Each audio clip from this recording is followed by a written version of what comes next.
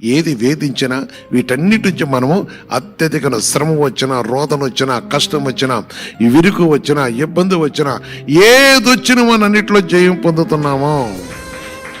అందుకని క్రీస్తు కోసం కనిపెట్టుకొని ఉంటారు. ఎవరో ఆచార ప్రకారం అంటే కొందరు బ్రతికినాక వాడు అలవాట్లు వేరు, వారి ఉద్దేశాలు వేరు. వాడు కాదు, అయ్యా ఎందుకు పడిపోయారా అంటే ఎందుకు పడిపోయినామంటే ఆయన ప్రేమ నుంచి ఆయన దూరం చేయలే, నీ లోపుతనం దూరం చేస్తుంది. నీ కుటుంబం కొంతమంది ఎంతో భయంకర స్థితిలో బతికిన వాళ్ళు ఉన్నారు. వారు కొందరు కొన్ని పరిస్థితులు ఎందుకంటే లోకానికి భయపడ్డారు. ఇంక దేనికి భయపడ్డారు? వారు దురాలవాట్లకు భయపడ్డారు, దురాలవాట్లకు లోపడ్డారు. ప్రభు ప్రేమ నుంచి ప్రభు అయితే ప్రేమించుతూనే ఉన్నాడు. ఎవరెప్పుడు తిరిగి వస్తారా, ఎప్పుడు ప్రభుత్వం తిరుగుతారని ఎదురు చూస్తున్నాడు. తప్పిపోయిన వారు కూడా దేవుడు తిరిగి లేపపడాలని ఆశపడుతూ ఉంటాడు.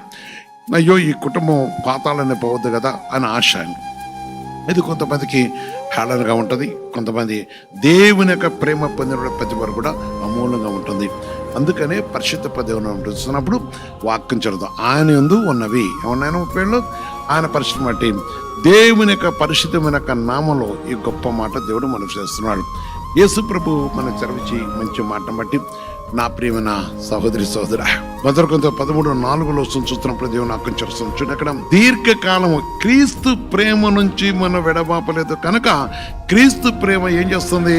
ప్రేమ దీర్ఘకాలము సహించను, దీర్ఘలో సహించును, దయ చూపించును, ప్రేమ మత్సరపడదు, ప్రేమ డమ్మముగా ప్రవర్తింపదు, ఏమనదు, ఉప్పొంగదు. యేసుక్రీస్తు పరిశుద్ధ మహిమ కలుగాక. ప్రేమ ఏం చేయదు కనుక ఎప్పుడు కూడా. అందుకని పరిశుద్ధాత్మ దేవుని యొక్క ప్రేమ ఎలాంటిదంటే మనం ఎప్పుడు కూడా ప్రేమిస్తూ, కనికరిస్తూ, శాంతినిస్తూ, సమాధాన కలిగించు తన ప్రేమ నిరీక్ష ఉన్నది.